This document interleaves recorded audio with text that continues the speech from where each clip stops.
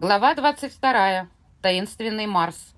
Давайте отдадим должное древней санскритской литературе, в которой название чего-то определялось в соответствии с ее существенными характеристиками.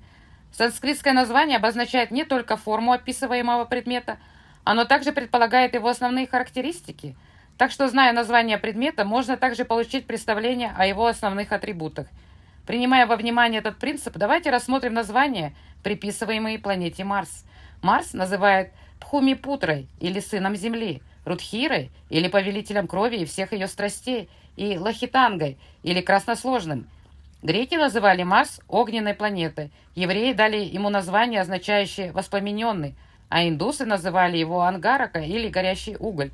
При Хаджакате Варахамихиры Марс также известен как Вакра и, как говорят, обладает горящими глазами, моложавой внешностью и щедрым нравом. Марс также считается чрезвычайно непостоянным.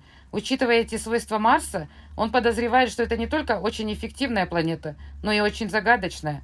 Оккультное понятие «слепой» можно определить, попытавшись совместить, казалось бы, противоречивые характеристики, такие как свирепый взгляд и великодушное выражение лица, или синтезировав различные синонимы этого понятия, данные древними астрологами. Огонь предполагает божественную искру, присущую каждому индивидууму. Это сама суть жизни, изначальная сущность, которая поддерживает любую форму существования. Рудхира, или хранительница крови, поддерживает физическое существование каждого человека, фактически каждого живого существа. Огонь и кровь– это мистические символы, которые использовались в различных эзотерических трудах индийских и европейских алхимиков. В настоящее время даже психологи исследуют сферу таких символов и довольно далеко продвинулись в этом вопросе. По мнению многих, огонь относится к разуму, а по мнению некоторых других, это означает змеиный огонь, кундалини-шакти, которая находится в скрытом состоянии в центре Земли. Эта энергия, по сути, является порождением Земли Пхумипутры. Рассматривая огонь как символ разума, следует также помнить, что разум– это не мозг и не мысль. Это та созидательная сила, которую называют манас-шакти. Это чистое сознание, наполненное энергией, динамичное, сверкающее и в то же время спокойное, как глубины океана. Индийские священные писания полны упоминания о силе такого разума. В европейских мифологиях также есть упоминание о том, как Прометей похитил огонь в посохе с небес. Посох символизировал спинной мозг и огонь, ту божественную сущность, которая отличает людей от других животных. Аналогия этого с кундалини-шакти, которая, как говорят, дремлет в спинном мозге, очень очевидна. Сходство между работой змеиного огня и Марса также поразительно. Рассмотренные с этой точки зрения намеки оккультистов на Марс проясняют ситуацию. Таким образом, самой природой Марса становится стремление вывести на поверхность скрытые силы и слабости личности, скрытые болезни, а также скрытые способности. Процесс экстернализации проявляется как агрессивные качества Марса.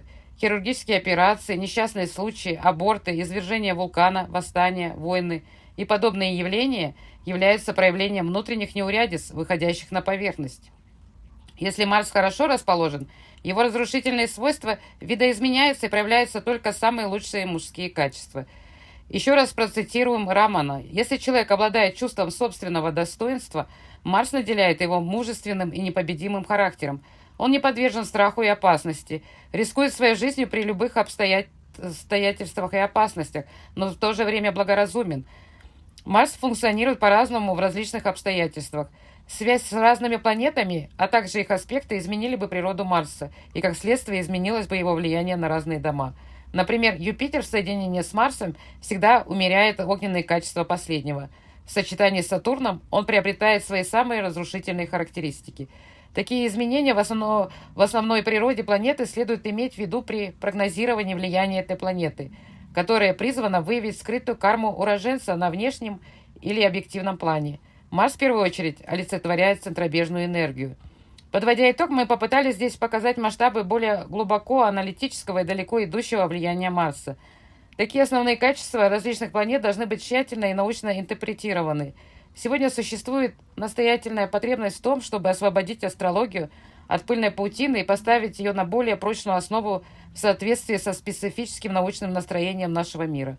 Будет увлекательно поразмыслить над намеками, которые дают ученые-астрологи в своих различных трудах, и интерпретировать их в различных областях, особенно в области йоги, личной и мирской астрологии, чтобы проникнуть в суть природы планеты и обнаружить скрытые послания этих астральных символов. Таким образом, мы будем знать, что каждая планета оказывает основное влияние. Солнце– это внутренняя природа души человека.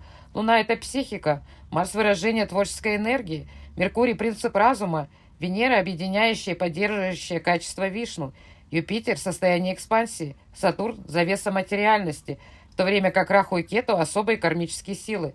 Только в их синтезе можно правильно понять роль таинственного Марса.